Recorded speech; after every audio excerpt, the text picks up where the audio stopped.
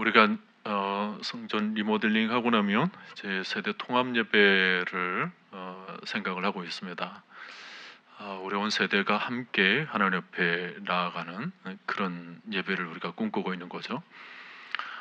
이번에 우리 프레이즈 온 우리 전향제를 하면서 한편에서는 아주 다양한 예배의 모습을 보면서 세대 통합 예배의 어떤 전조를 보는 것 같기도 해서 저는 개인적으로 좀 기뻤습니다. 근데 또 한편에서는 과연 세대 통합이라는 그런 타이틀로 우리가 함께 예배를 드리게 되었을 때 우리의 마음 또 우리의 영이 정말 통합되어서 하나님을 예배할 수 있을까에 대한 조금은 의구심이 좀 들기는 들었습니다. 왜냐하면 우리나라의 역사가 짧은 역사임에도 불구하고 굉장히 급변했어요. 10년이 지나면 10년이면 강산도 변한다라는 말을 옛날에 했었는데 요즘은 10년이 강산이 변하는 게 아니면 나라 전체가 바뀌어 버려요. 10년 산이 변하는데 10년 안 걸립니다. 1년이면 족해요. 아니면 한 달이면 족합니다. 굉장히 급변합니다. 그러다 보니까 세대와 세대 사이의 차이가 굉장히 많아요. 이게 격차가 굉장히 벌어지고 있습니다. 생각의 수준도 굉장히 벌어지고 있고 또 마음도 그렇고 어떤 분위기, 심지어 영적인 어떤 분위기까지도 굉장히 달라져 있는 것을 우리가 보게 됩니다. 그래서 우리가 세대 통합 예배 온 세대가 같이 예배를 드리게 되었을 때 그 마음, 그 영을 정말 한 곳에 모아서 신실하게 정말 신실하게 하나님만을 바라보고 예배하는데 우리 마음이 정말 집중될 수 있을까라는 생각을 좀 깊게 가지지 않을 수가 없었습니다.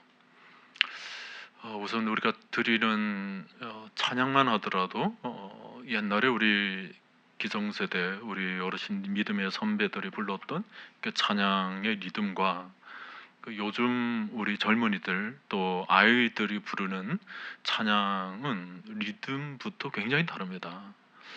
옛날에는 음이 단조로웠거든요. 주로 뭐 한 박, 두 박 뭐 그런 것으로 다 이루어져 있었습니다. 주 하나님 독생자 예수 단순해요. 음이 굉장히 단순하죠. 근데 요즘은 아까 우리 청년 우리 찬양팀이 인도하는 노래를 가만히 들었다 보면 음표부터 뭐예요? 굉장히 복잡합니다. 그래서 우리 어르신들이 찬양은 참 좋다라는 생각은 드는데 따라 부르기가 쉽지가 않아요. 그렇죠? 옛날에는 살짝 뭐 복잡해봐야 그 앞짧은 꾸밈음 정도가 다였거든요. 근데 요즘은 뭐 앞짧은 꾸밈음은 뭐 당연히 들어가는 것이고 자체가 굉장히 리듬을 주면서도 굉장히 복잡합니다. 아까 우리 특송하는 우리 13년 전도에도 같은 곡인데도 약간 음이 달라지잖아요. 뭐 다네 모르겠어요. 우리 어르신들은 탁탁 음을 이렇게 정확하게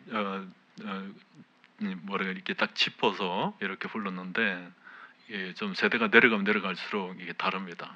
굉장히 복잡하게.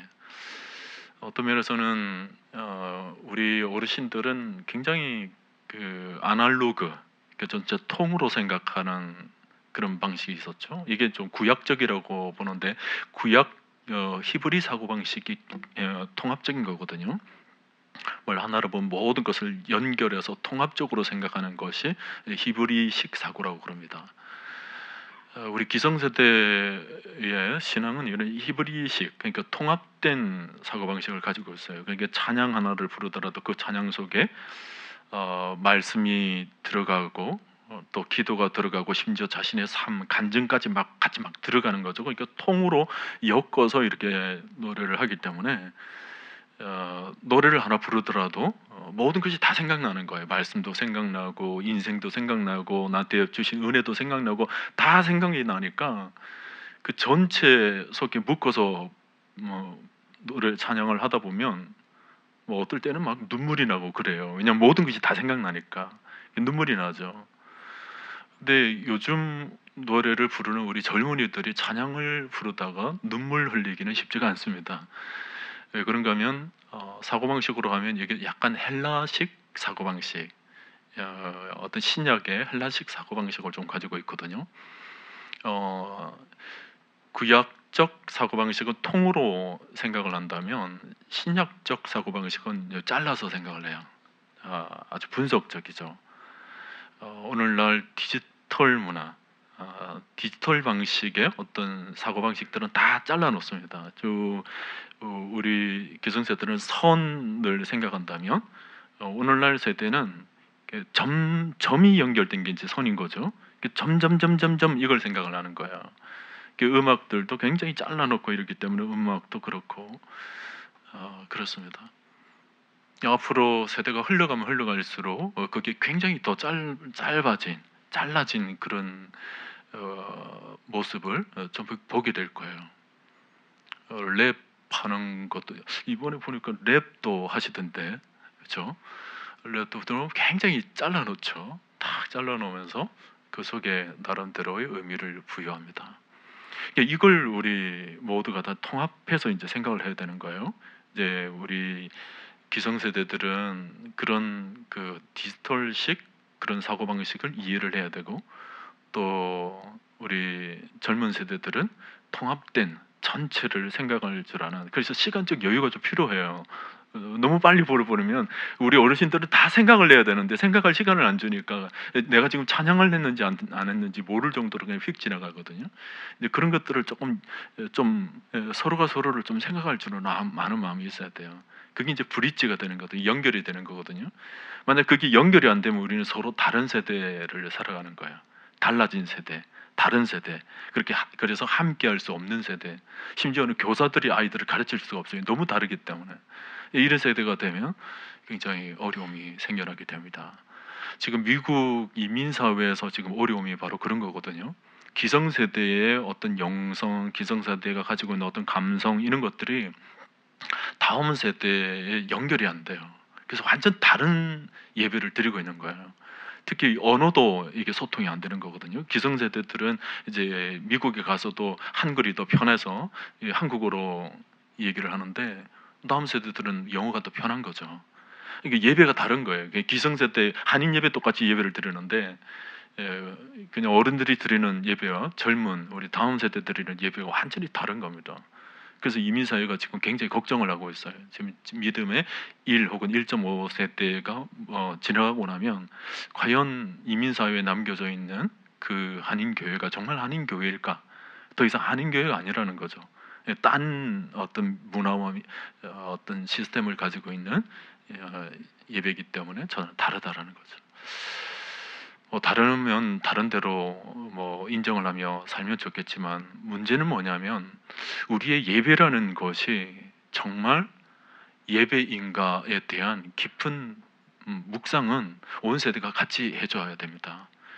기성세대들이 예배를 드리는 것에서 이제 예배의 의미를 찾죠. 우리 다음 세대들도 마찬가지로 예배를 드리면서 예배의 의미가 분명해야 되는 것입니다. 소위 말하면 예배가 예배되도록 만들어야 되는 거죠. 사실 기성세대가 염려하는 것이 바로 그것 아닙니까? 우리 다음 세대들이 어떤 식으로 예배를 드리는 간에 그 예배가 예배되게 예배를 드려야 된다는 거예요. 이제 그게 안 되면 어떤 문화와 어떤 시스템이나 어떤 방식이 좀 달라진다 하더라도 예배가 예배되지 않으면 그것은 하나의 무의미한 몸짓에 불과하다라는 거예요. 그래서 오늘 시편 24편을 우리가 펴놓고 있는데 시편 24편은 우리가 예배를 예배되게 하는 아주 중요한 말씀을 하고 있는 아주 중요한 본문입니다. 시편 시인이 이 시를 기록을 했지만 이 시 안에는 우리가 참된 예배가 무엇인가 하는 아주 핵심적인 내용이 이 본문 속에 담겨져 있습니다. 그래서 우리가 어떤 문화 방식은 조금 다르다 할지라도 오늘 이 자리에 우리 젊은 청년들도 많이 앉아 계신데 우리 청년들도 그렇고 우리 다음 세대들 심지어 우리 기성세대들도 내가 지금 우리가 예배를 드리고 있었던 정말 이 예배가 하나님 하나님께서 받으시는 예배인가, 이걸 정말 점검하는 것이 필요합니다. 여러분, 예배는 드리는 것이 중요한 것이 아니라 하나님께서 받으시는 것이 중요합니다. 예배를 아무리 드려도 하나님이 받으시지 않으면 그건 예배가 될 수가 없어요.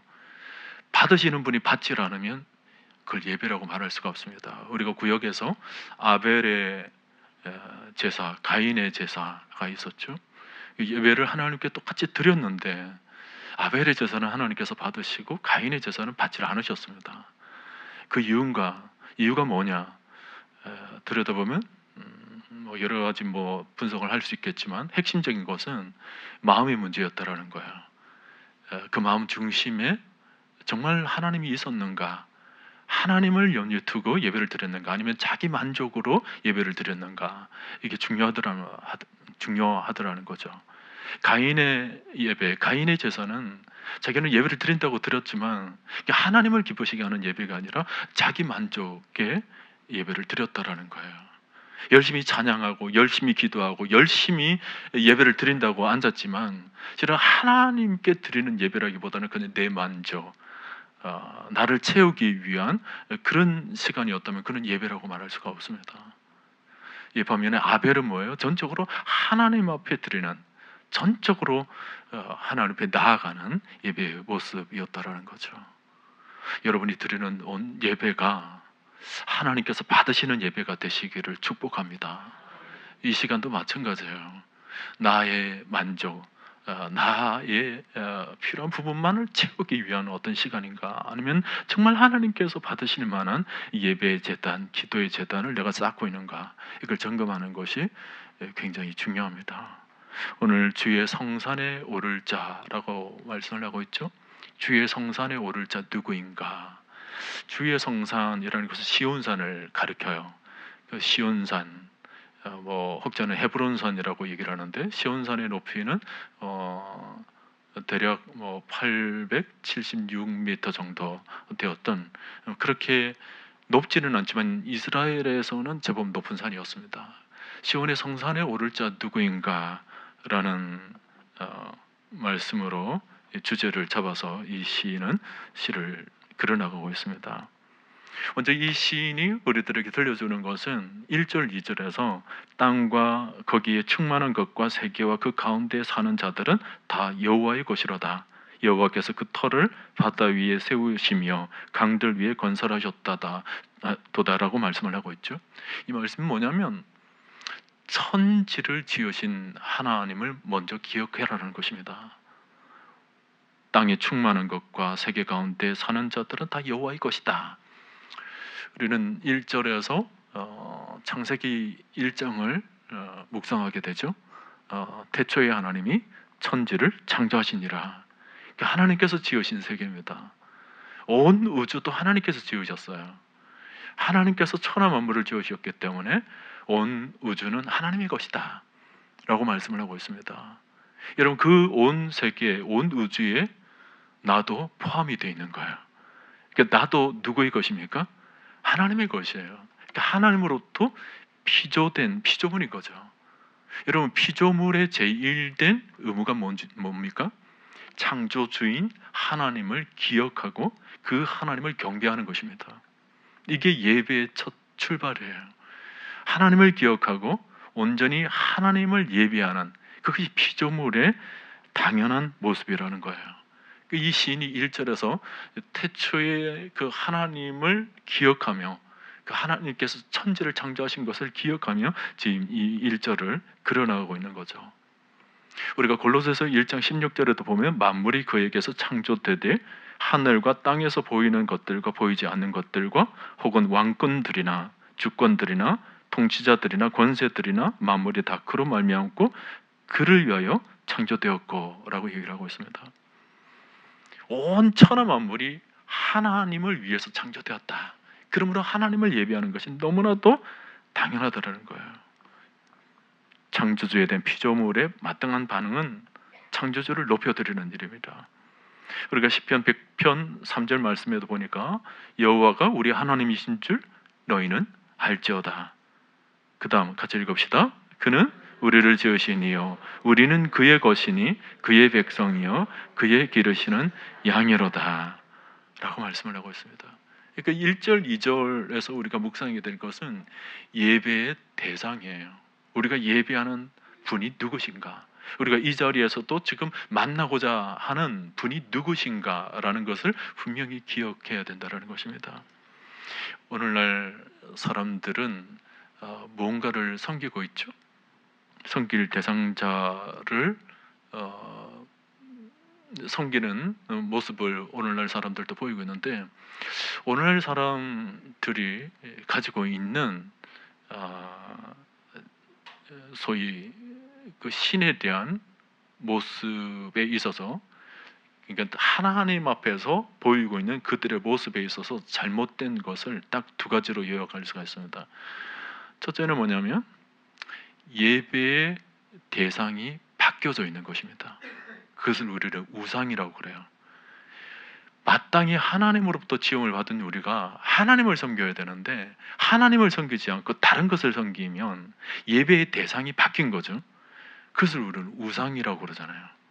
우상입니다. 예배의 대상이 바뀌어져 있는 거죠. 또 하나 잘못된 모습은 예배의 대상이 없는 겁니다. 예배 뭔가를 섬기기는 섬기는데, 세상 사람들이 섬기기는 섬기는데 섬기는 대상이 뭔지를 몰라요. 그것을 우리는 미신이라고 그럽니다. 알지를 못하는 거죠. 무엇을 섬기는, 뭔가를 섬기고 있는 것 같은데 정확하게 뭘 섬기는지 몰라요. 그 미신인 거죠. 미신. 알지 못하는 신. 우상도 있고 미신도 있고, 예배, 하나님을 온전히 예배를 해야 되는데 그 온전한 예배가 이런 두 가지의 모습으로 망가뜨려져 있는 것입니다. 근데 놀라운 것은 우리도 이 성전에 있지만 이 두 가지의 모습을 분명히 점검을 해봐야 됩니다. 아까 예배의 대상이 바뀌어져 있는 것을 우상이라고 그랬잖아요.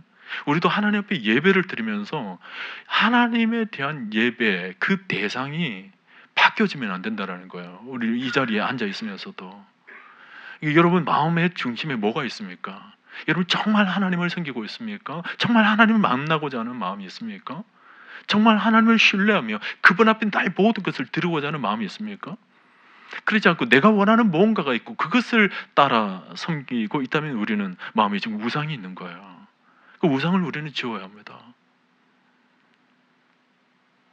또 하나는 미신이라고 그랬죠. 미신은 섬기는 대상을 모르는 거예요. 근데 사실은 오늘날 교회 안에서 성도들에게 보일 수 있는 것은 우상보다도 미신적 요소가 더 많습니다. 그러니까 하나님을 섬긴다고 하면서 하나님이 어떤 분이신지를 잘 몰라요. 그러니까 모르면서 그냥 섬기는 거예요. 그러니까 하나님을 잘 알지 못하면서 알려고도 하지를 않습니다. 그냥 막연하게 그냥 하나님이 있겠지라는 정도로 해서 그냥 예배를 드리고 있다면 그건 미신적 신앙이에요. 올바른 믿음이라고 볼 수가 없습니다. 여러분 하나님을 아십니까? 하나님을 아신다면 얼마나 알고 계십니까? 사실은 우리의 연약한 두뇌로, 부족한 두뇌로 하나님을 전적으로 안다는 것은 사실은 불가능하죠. 그런데 그럼에도 불구하고 우리 마음이 하나님을 의지하고 전적으로 우리 마음을 내어놓게 되면 성령께서 알게 하십니다. 깨닫게 해주시죠. 근데 그렇지 않고 우리 마음을 온전히 내어놓지 못하고 그저 모르는 신, 미신에게 의지하는 것처럼 막연하게 하나님을 의지하고 있다면 그 하나님을 기쁘시게 하는 예배의 모습이 아니라는 거예요. 여러분 하나님은 누구십니까? 1절, 2절에서 창조주이시라는 거예요. 그리고 7절, 8절, 9절에서도 반복되어 언급하고 있습니다. 영광의 왕이고 강하고 능력이 있는 여호와시고 항상 전쟁에서 승리를 가져다 주시는 분이시다. 여러분 전쟁이 꼭 군사와의 전쟁만 가리키는 것이 아니에요. 내 안에서 끊임없이 일어나고 있는 이 영적 전쟁에 있어서도 하나님은 우리에게 승리를 가져다 주시는 분이십니다. 그 능력의 하나님이시라는 거예요. 여러분 예배에서 제일 중요한 것은 그 하나님을 바라보는 것입니다. 예배의 초점은 오직 하나님이시죠. 우리 자신은 아닙니다. 우리가 이 자리에 앉아 있다 하더라도 정말 예배에서 가장 중요하신 분은 하나님이세요. 오늘 이 자리에도 예배를 받으시는 하나님, 그분만을 여러분 바라볼 수 있기를 바랍니다. 오늘 3절에서 보면 여호와의 산에 오를 자 누구인가 그랬습니다. 누가 여호와의 산에 오를 자? 그러면서 곧 이렇게 나오죠. 손이 깨끗하며 마음이 청결하며 뜻을 허탄한 데에 두지 아니하며 거짓 맹세하지 아니하는 자로다 그랬습니다. 우선 뒷부분을 보세요, 여러분. 뜻을 허탄한 데에 두지 아니하며, 이걸 우상을 섬기는 자를 가리켜요. 뜻을 허탄한 데 두죠. 엉뚱한 데 뜻을 두고 있는 것입니다. 우상을 섬기는 자들이 아주 허탄한 데 뜻을 두고 있는 거예요. 온전히 하나님, 우리를 창조하신 그 하나님께 온전히 뜻을 두어야 되는데 마귀에게, 세상적인 것에, 어떤 물질에, 어떤 탐욕에, 어떤 정욕에, 어떤 수많은 우리를 넘어뜨리게 만드는 큰 것에 마음을 두게 되면 그 허탄한 것이에요. 우리 마음속에 우상인 것입니다. 주의 성산에 오를 자가 이런 마음을 가지고서는 오를 수 없다라는 거예요. 그리고 또 뒷부분에 거짓 맹세하지 아니하는 자로다 그랬습니다. 여러분, 거짓 맹세하는 자는 의미 없는 자를 가르쳐요. 거짓으로 하는 거, 그 의미가 없잖아요. 그 미신인 거예요. 예배의 대상이 없는 채로 그냥 맹세한들 어떤 의미가 있습니까? 거짓 맹세죠. 우리가 하나님을 예배하면서도 이런 모습이 분명히 있어요. 뜻을 허탄한 데 두는 것은 없는가? 그리고 하나님이 계시면서도, 하나님이 있다고 믿으면서도 우리가 거짓 맹세, 마치 하나님이 없는 것처럼 우리가 맹세하지는 않는가? 여러분, 신약에서 중언 부언하는 기도가 왜 어떤 기도일까요? 하나님이 분명히 앞에 계신다면 중언 부언하지 않을 겁니다. 정확하게 그분에게 나의 뜻을 아뢰겠죠.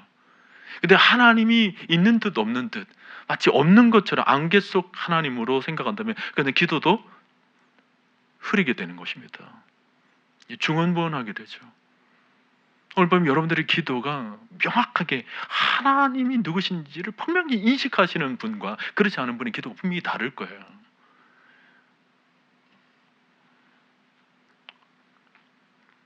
그러면서 여러분 앞부분에 보세요.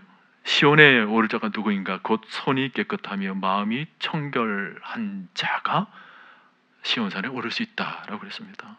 마음이 청결한 자, 이건 어떤 의미일까요? 마태복음 산상수훈에서 우리 주님께서 마음이 깨끗한 자가, 마음이 청결한 자가 하나님을 볼 것이며 그랬습니다. 반대로 얘기하면 하나님을 보는 자는 마음이 청결한 자라는 거예요. 깨끗하다 안 깨끗하다라는 기준이 여러분 분명히 새겨놓으시기를 바랍니다. 마음이 청결한 자 이러면 이건 뭐예요? 뭐 다른 종교식으로 얘기하면 야, 이거 굉장한 마음의 청결을 위한 노력이 필요한 그런 부분 아닙니까? 마음이 청결하기 위해서 우리가 뭐 불교처럼 108 뭐 범주를 외우며 그렇게 가야 되겠습니까? 유교처럼 어떤 행위를 통해서 우리가 의를 이루어야 되겠습니까? 그게 아니라는 거예요. 기독교에서 말하는 마음의 청결이라는 것은 곧 하나님을 바라보는 것입니다. 우리 안에는 청결한 것이 없어요. 우리 안에는 온갖 어둡고 더러운 것들밖에 없기 때문에 우리 안에 청결을 찾는다, 이건 사실 불가능한 일입니다. 여러분이 아무리 여러분 스스로에게 내가 청결해야 내가 하나님께 나아갈 수 있다, 그렇게 말씀하시는 분들이 있잖아요. 간혹 전도를 하다 보면 예수를 믿으세요 그러면 아직은 믿을 때가 아니라는 거예요. 왜 그런가? 자기는 너무 죄가 많다라는 거예요. 너무 죄가 많아서 하나님을 볼 수가 없다라는 거예요. 여러분, 기독교를 제대로 이해를 못하고 있는 분이죠. 기독교에서 말하는 마음의 청결이라는 것은 우리 안의 청결을 얘기하는 게 아니에요. 우리의 더럽혀진 그런 마음이라 하더라도 하나님을 바라보게 되면 깨끗하게 되는 것입니다. 청결하게 되는 것입니다. 그러니까 문제는 뭐냐면 우리가 하나님을 바라보느냐 보지 않느냐, 이게 문제인 거예요. 하나님을 바라보게 되면 그분께서 그분의 빛으로 우리를 깨끗게 만들어 주실 것입니다. 아주 시뻘건 죄악으로 주홍 같은 그런 모습을 가지고 있다 할지라도 우리 하나님께서 죄의 보혈의 피로 우리를 아주 정결케 눈과 같이 그렇게 만들어 주시는 것입니다. 이게 기독교의 본질인 거죠. 그 주의 성산에 오를 자 누구인가? 곧 손이 깨끗하며 마음이 청결한다. 이 말은 곧 하나님만을 바라볼 줄 아는 자가 주의 성산에 오를 수 있다는 거예요. 하나님만을 바라볼 수 있는 자. 오늘 밤에도 여러분들이 이 성전에 나와서 여러분이 내세울 것 다른 것 없어요. 하나님께서 주신 믿음으로 하나님을 바라보는 것입니다. 하나님을 바라보게 되면 그분께서 우리를 정결케 만들어 주실 것이고 의롭게 만들어 주실 줄로 믿습니다. 여러분 1절 2절을 다시 보세요. 땅과 거기에 충만한 것과 세계와 그 가운데 사는 자들은 다 여호와의 것이로다. 시인은 우리의 머릿속에 하나님께서 얼마나 위대하신 분이신지를 그려주고 있습니다. 하나님이 얼마나 위대하신 분이신지를 그려주고 난 뒤에 우리로 하여금 그 하나님을 바라보라는 거예요. 그 하나님을 바라보라. 여러분 사단이 하는 일은 하나님을 바라보지 못하도록 만들어요. 허탄한 데 뜻을 두게 만들고 거짓 맹세하게 만들고 이래서 하나님이 누구신지를 제대로 바라보지 못하도록 만듭니다. 하나님을 왜곡시키죠. 하나님을 일그러뜨리는 것입니다. 여러분 창세기에서 아담과 하와에게 접근해서 시험을 했던 그 뱀의 유혹, 본질이 뭐예요? 하나님을 일그러뜨리는 거예요. 여러분 창세기 내용 아시죠? 동산 나무의 열매들은 임의로 너희가 먹되 이렇게 하나님께서 말씀하십니다. 근데 그분에 대해서 사단이 뭐라고 얘기를 해요? 정말 동산에 있는 열매 중에 저 나무를 먹지 말라고 하더냐 라고 넌지시 하나님의 형상을 일그러뜨립니다. 그러자 하와가 뭐라고 대답을 해요? 동산에 있는 나무 열매를 먹되 뭐가 빠졌습니까? 임의로 먹되.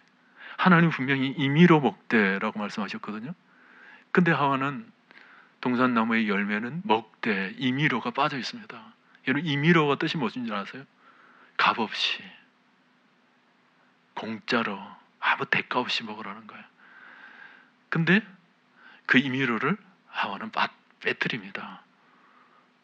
성경은 그것을 놓치지 않고 기록하고 있어요. 임의로. 어떤 차이일까요? 동산의 나무를 먹되 이것은 내가 노력해서 먹을 수도 있잖아요. 임의로가 아닌 거예요. 노력해서 일해서 먹되 하나님을 조금 쪼잔한 분으로 만들어버려요. 그리고 동산 선악과에 대해서는 어떻게 해요? 선악과의 나무를 먹지 말라 하나님께서 말씀하셨거든요. 근데 하와는 뭐라고 그래요? 먹지도 말고 만지지도 말라 그랬다. 그러니까 하나님을 아주 표독스러운 분으로 완전히 바꿔버리잖아요. 그 사단의 유혹에 그렇게 넘어간 겁니다. 사단이 그런 마음을 줬던 거예요. 여러분 오늘날에도 사단은 우리에게 끊임없이 하나님의 형상을 일그러뜨립니다. 기도를 하기 위해서 이 자리에 앉아 있잖아요. 하나님은 우리의 모든 것을 감찰하시는 분이시거든요. 우리의 머리털까지 세신바 되셨다라고 성경은 말씀하고 있습니다. 여러분 저는 우리 아이가 있지만 우리 아이의 머리털을 한 번도 세본 적이 없습니다. 근데 하나님은 우리의 머리털까지 세신바 되었다고 그랬어요. 무슨 의미입니까? 우리의 모든 것을 정말 세밀히 감찰하시는 분이시라는 거예요. 모든 측면에서 다 감찰하시고 그 속에서 하나님의 마음이 담겨져 있다는 것을 그렇게 성경 기자는 기록을 해주고 있는 것입니다. 근데 사단은 뭐예요? 우리 마음속에 늘 을그리뜨리죠. 하나님, 야, 너 오늘 그 문제는 하나님께 아뢰지 마. 하나님은 그 문제에 너무 바쁘신 분이기 때문에 그 문제는 네가 알아서 해. 이 문제는 그 문제도 네가 알아서 해. 그리고 적당히 기도하다가 적당히 그냥 가. 하나님 너무 바쁘신 분이시야. 천나 만물을 주관하시는 하나님인지라 너 같은 한 보잘것없는 한 인물에 대해서는 하나님이 그렇게 관심을 두지 않으셔. 하나님의 마음, 하나님의 형상을 근데 을그리뜨리는 거예요. 그래서 하나님 바라보지 못하도록 만드는 거죠. 하나님 만나지 못하도록 만드는 거예요. 우리는 지금도 이 순간도 마귀에게 속기 쉬워요. 하나님은 우리에게 머리털까지 세신 바 되신 분으로 우리가 지금 무엇 때문에 아파하는지, 무엇 때문에 힘들어하는지, 내가 무엇 때문에 지금 침체되어 있는지, 내가 무엇 때문에 지금 요즘 세퇴기에 들어가 있는지, 내가 무엇 때문에 찬송이 안 되는지, 내가 무엇 때문에 기도가 안 되는지, 내가 무엇 때문에 예배 안 되는지 하나님은 너무 잘 알고 계시는 분이세요. 왜냐하면 우리에게 너무 관심이 많으신 분이시니까, 너무 사랑하시는 분이시니까. 근데 마귀는 뭐예요? 자꾸만 하나님의 형상을 일그러뜨리죠. 그렇지 않을 거야. 하나님은 전체는 좋아하시는데 한 사람 한 사람에 대해서는 하나님 별로야. 사랑하는 성도 여러분, 오늘 천지를 지으셨, 천지를 주관하시는 하나님을 똑똑히 바라볼 수 있기를 바랍니다. 사단이 더 이상 우리가 속지 맙시다. 사단의 엉뚱한 소리에 우리가 더 이상 귀 기울이지 맙시다. 하나님은 우리의 모든 일투족에 대해서 하나님은 다 알고 계신 분이세요.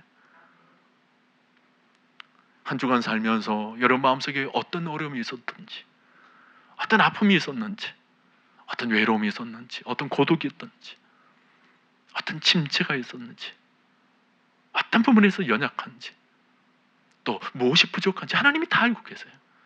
하나님은 그 부분을 가지고 우리를 만나주시기를 원하시고, 우리에게 음성 들려주시기를 원하시고, 우리에게 응답해 주시기를 원하시는 분이십니다.